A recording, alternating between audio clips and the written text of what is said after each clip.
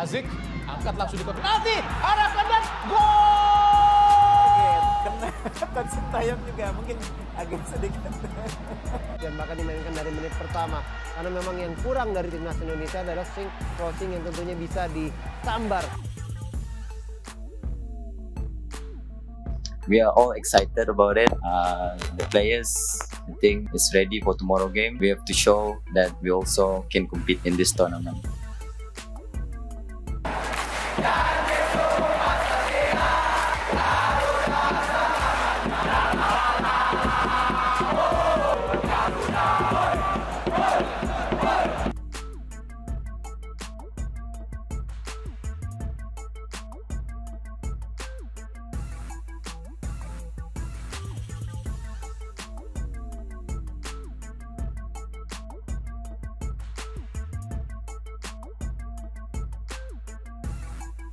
Sudah siap dibantai, Kapten Timnas Brunei Darussalam lempar candaan menggelitik. Kini rekannya di PSM Sayuri masih kuasai bola di kotak penalti. Matlo! Gol! Alhamdulillah!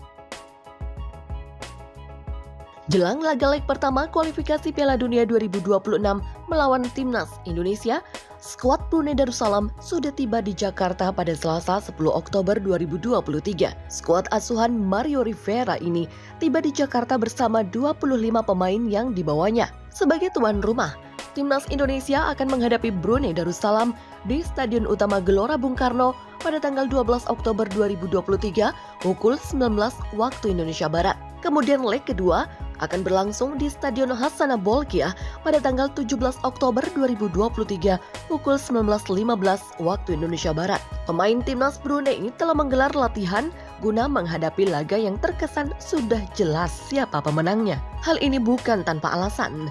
Perbandingan mencolok dari sisi kualitas terlihat antara Timnas Indonesia dan Brunei Darussalam. Dominasi di segala lini tentunya sudah jelas dimiliki oleh skuad Garuda. Hal tersebut mendapat sorotan dari salah satu punggawa Timnas Brunei. Kapten Timnas Brunei Darussalam, Hendra Azam Idris, menyebut Timnas Indonesia akan tampil dengan 8 penyerang. Pelatih tim Garuda Sintayong menanggapi santai candaan Hendra Azam. Pada sesi jumpa pers jelang pertandingan tersebut, Hendra Azam Idris menyebut Timnas Indonesia akan bermain menyerang total. Dengan bercanda, Idris mengatakan tim Garuda bakal menerapkan taktik 1-1-8. Mungkin besok mereka juga akan menyerang total, main dengan formasi 1-1-8. Jadi kami harus menumpuk pemain di lini pertahanan. Akan tetapi sekarang situasinya beda. Kami bermain 11 melawan 11 sejak awal laga. Jadi saya optimistis bisa mengimbangi Timnas Indonesia. Demikian jelas Hendra Azam. Hendra Azam mengacu ke hasil skor-skor besar yang pernah didapatkan Timnas Indonesia setiap kali bertemu Brunei. Terakhir, Garuda menang 7-0 saat kedua tim jumpa di Piala AFF 2022. Dalam pertemuan terakhir, Brunei sulit mengalahkan Timnas Indonesia karena memiliki gaya bermain menyerang yang sangat kuat. Selain itu, Brunei hanya bermain dengan 10 pemain dalam pertandingan tersebut, sehingga sulit untuk mengimbangi kekuatan Indonesia. Namun kali ini situasinya berbeda. Kami akan bermain dengan formasi 11 pemain melawan mereka sejak awal pertandingan. Dan hal ini memberikan optimisme bagi kami untuk bisa mengimbangi mereka. Hendra Azam, salah satu pemain penting dalam tim kami, yakin bahwa kami mampu meladeni Timnas Indonesia di laga kandangnya. Demikian pungkas Hendra Azam. Hendra tidak gentar menghadapi tantangan ini. Sebagai seorang pemain yang berkarir di klub Doli Pangeran Muda Mahkota, ia sudah terbiasa dengan tekanan dan persaingan tingkat tinggi. Ia telah melakukan persiapan yang matang untuk menghadapi pertandingan ini dan telah mempelajari gaya bermain dan kelebihan lawan kita. Dalam pertandingan ini, Hendra berharap agar Timnas Brunei dapat memaksimalkan lini pertahanan dan melakukan penetrasi serangan dengan tepat. Ia percaya bahwa dengan bekerja sama sebagai tim, dapat menciptakan peluang-peluang berbahaya di depan gawang lawan. Indonesia mungkin akan bermain dengan taktik menyerang total, mungkin dengan formasi 1-1-8. Oleh karena itu, ia dan pemain lainnya harus menjaga ketat lini pertahanan dan menumpuk pemain di belakang. Pergerakan Hendra di garis pertahanan akan menjadi penting untuk memberikan kestabilan dan keamanan bagi Brunei. Namun, Tidak hanya pertahanan yang penting dalam pertandingan ini, Brunei harus memiliki keberanian dan kelincahan dalam serangan. Pemain-pemain Brunei harus memiliki kecepatan dan kecerdikan untuk bisa mencetak gol dan memberikan tekanan kepada timnas Indonesia. Dirinya menyadari bahwa pertandingan ini sangat penting bagi kedua tim. Kemenangan akan memberikan keuntungan besar dalam kualifikasi ke turnamen berikutnya. Oleh karena itu, baik Indonesia ataupun Brunei akan tampil maksimal demi mendapatkan tiket tersebut. Sementara itu, diterjemahkan mengenai pernyataan Hendra Azam, Sinteyong sempat bingung dengan skema 1-1-8. Senyum geli pun terpancar dari wajah pelatih asal Korea Selatan itu, menunjukkan betapa tidak seriusnya pernyataan tersebut. Sejujurnya saya kira pemain Brunei hanya bercanda tentang itu. Demikian ujar Sinteyong dengan santai dalam konferensi pers menjelang pertandingan antara timnas Indonesia dan Brunei Darussalam di Jakarta pada Rabu.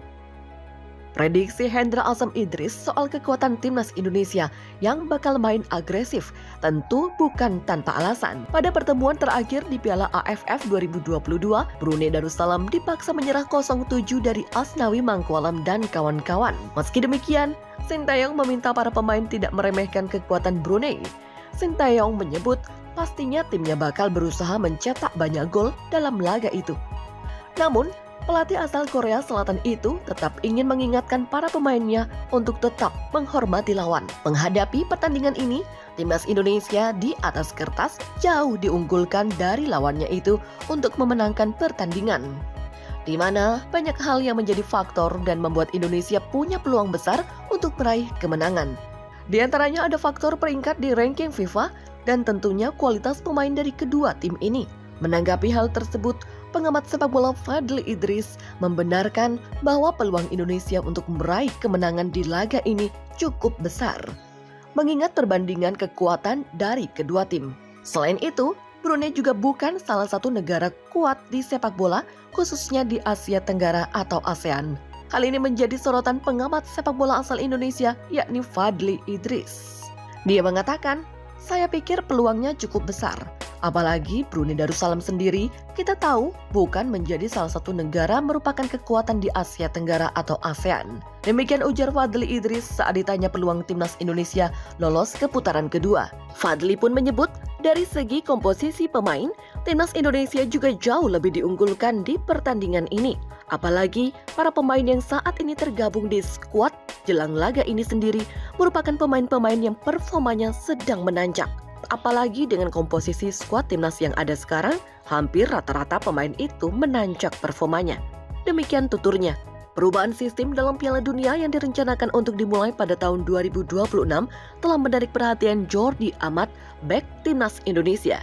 Ia melihat bahwa perubahan ini akan memberikan peluang yang lebih baik bagi negara-negara Asia Tenggara untuk bisa lolos ke Piala Dunia. Seiring dengan berjalannya beberapa edisi Piala Dunia sebelumnya, FIFA telah menetapkan batas peserta Piala Dunia hanya untuk 32 negara dari 6 konfederasi yang berbeda. Hal ini membuat sulit bagi negara-negara Asia Tenggara untuk bisa bersaing dan ikut serta dalam ajang sepak bola terbesar ini. Namun, sejak tahun 2026 nanti, perubahan besar akan terjadi. FIFA telah mengumumkan bahwa pada Piala Dunia 2026, jumlah tim yang berhak lolos akan meningkat menjadi 48 tim. Ini memberikan peluang yang lebih besar bagi negara-negara Asia Tenggara untuk berada di turnamen ini. Konfederasi Sepak Bola Asia AFC juga mendapatkan kenaikan dalam jumlah tim yang diwakili.